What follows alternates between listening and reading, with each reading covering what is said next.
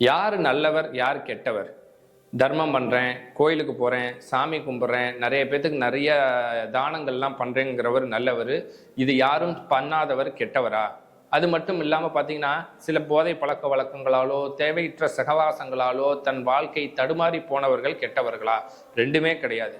தன்னை யார் என்று ஒரு தெளிந்த நிலை எல்லாத்துக்குமே வாழ்க்கையில் ஒரு நாள் வரும்.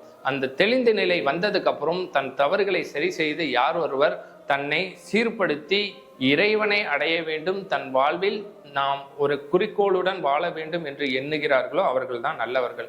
மனதாலோ உடதாலோ எந்த உயிர்களுக்கும் எந்த தீங்கும் செய்யாமல் தன் வேலைகளை சரிவர செய்து யோகம் தவம் தியானத்தின் மூலியமாக தர்மம் மட்டுமல்ல, தர்மம் என்பது வாழ்தலின் மூலியமாக தன் வாழ்க்கையை உணர்ந்து புரிந்து யார் வாழ்கிறார்களோ அவர்கள் நல்லவர்கள் தான்.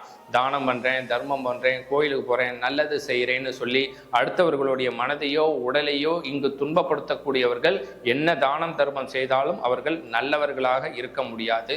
தன் மனதாலோ உடலாலோ யாருக்கும் தீங்கின்றி வாழ்பவர்கள் தான் இங்கு நல்லவர்கள்.